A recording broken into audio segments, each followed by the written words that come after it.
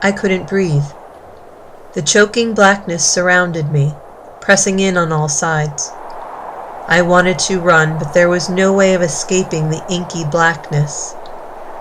Even if I was foolish enough to contemplate escape, the darkness was so complete, so Pisceus, it swallowed all light, and with it any hint of the familiar landmarks. The house was only about 100 feet away, but to attempt to find it in the storm would be dangerous.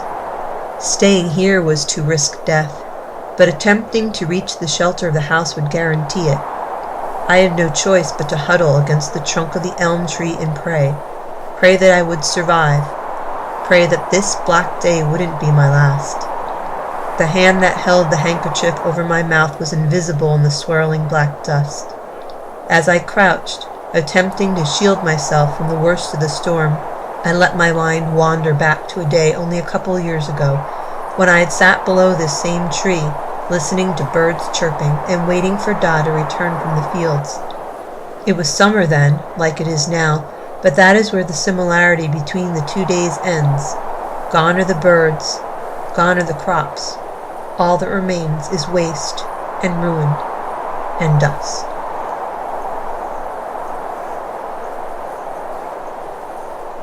To say that life during the 1930s in the United States was difficult would be an understatement.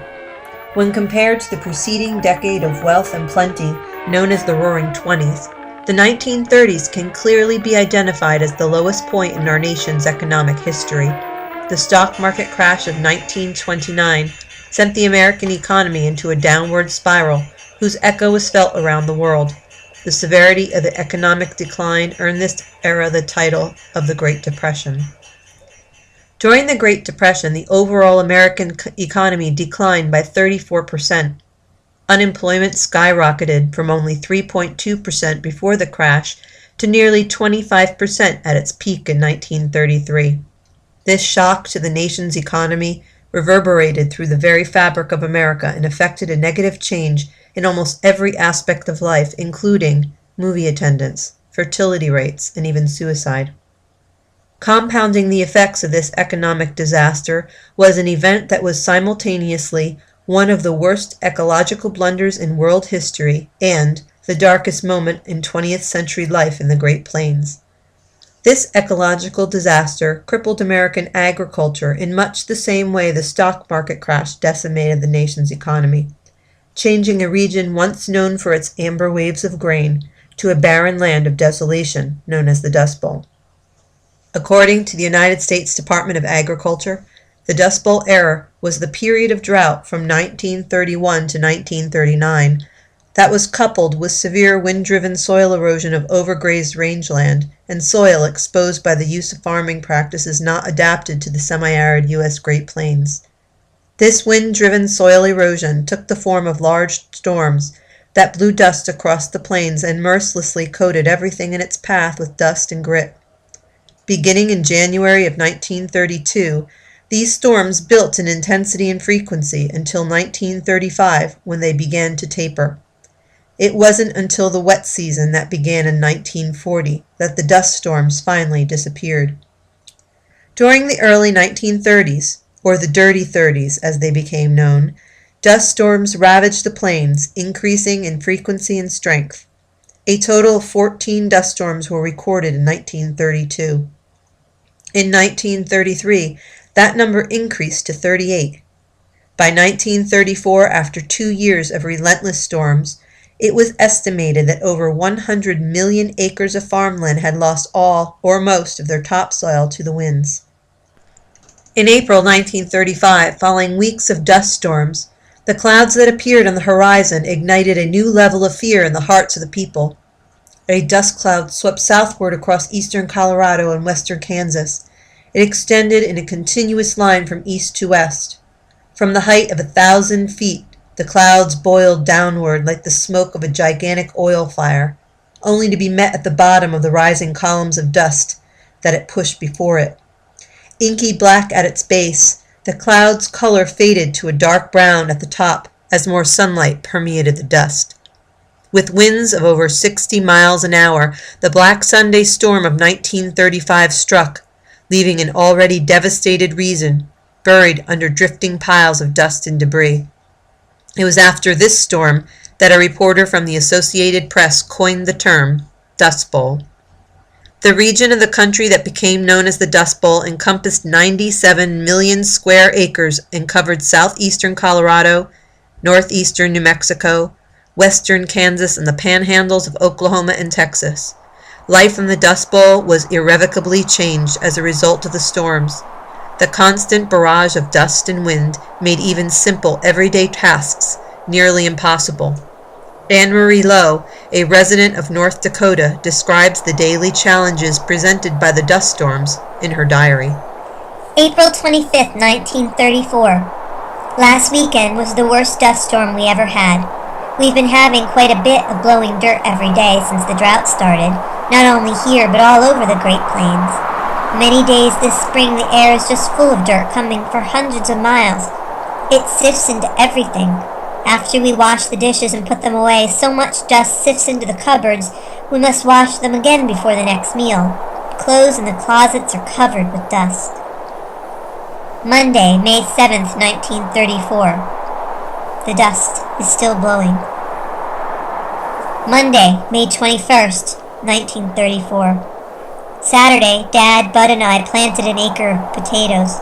There was so much dirt in the air I couldn't even see Bud, only a few feet in front of me. Even the air in the house was just a haze. In the evening, the wind died down, and Cap came to take me to the movie. We joked about how hard it is to get cleaned up enough to go anywhere. The newspapers report that on May 10th, there was such a strong wind that experts in Chicago estimated 12 million tons of plain soil was dumped on the city. By the next day, the sun was obscured in Washington, D.C., and ships 300 miles out at sea reported dust settling on their decks. Wednesday, May 30th, 1934. The mess is incredible. Dirt has blown into the house all week and lay inches deep on everything. Every towel and curtain was just black. There wasn't a clean dish or cooking utensil. It took until 10 o'clock to wash all the dirty dishes. Changes in household life weren't the only ones that resulted from dust storms. The inability to keep the air free from dust made medical sterilization nearly impossible. Heavy static electric charges settled into tools and windmills, wreaking havoc with their functionality. The static electricity was such a significant problem that motorists resorted to dragging chains behind their vehicles to act as grounds so that their automobiles wouldn't stall or short. The health of Dust Bowl residents was also compromised by the storms. High amounts of silica in the dust caused illnesses similar to lead poisoning. Dust settled in lungs and caused infections. Chronic coughs and dust pneumonia plagued many. The simple act of breathing was suddenly not so simple. As a result, many resorted to wearing gas masks when venturing outside. Farming, the main industry of the Dust Bowl region, was devastated. Without rain, previously fertile soils were transformed into desert-like landscapes. Dust storms blocked the sun and prevented even drought-resistant crops from flourishing. During the first 9 months of 1937, the town of Goodwill, Oklahoma experienced a total of 134 dirty days, or days with blowing dust. So devastating were the effects of the drought and subsequent dust storms that the state of Nebraska, whose average yearly rainfall of 20 inches, saw a 27.5% decrease in rainfall from 1930 to 1934. As a result, corn yields during that same time frame decreased by over 75%. Years of drought caused farmers and various government agencies to seriously reconsider their farming practices. According to a 1936 collaborative report issued by the New Deal Agriculture and Relief Agencies, the Dust Bowl was caused not just by the dry weather, but also by unwise farming practices. Earlier settlers plowed under the natural, tall grasses that covered the plains and planted crops they had planted in the wetter east. When the drought came, the crops failed, the ground was uncovered, and the incessant winds produced the dust storms. Government planners wrote that periods of drought like the 1930s were likely to occur again, and that the agricultural economy of the Great Plains will become increasingly unstable and unsafe unless overcropping, overgrazing, and improper farm methods are prevented. The future of the region must depend, therefore, on the degree to which farming practices conform to natural conditions. Here we are today, 75 years after the end of the drought that caused the Dust Bowl. Farming practices in the Plains states have changed dramatically. Nebraska's 134,000 farms of 1934 have dwindled to only 58,000 as of 2001. However, these farms, aided by new tractors and equipment, hybrid seeds, chemical pesticides, and irrigation systems, are larger than ever before. Once again, the Great Plains are the breadbasket of the nation, and to some extent the world. However, with severe natural disasters such as Superstorm Sandy and the recent typhoon in the Philippines occurring with increasing frequency, along with new, unpredictable weather patterns, we have to wonder, will these changes in farming practices preclude another Dust Bowl event from occurring, or are we just biding our time?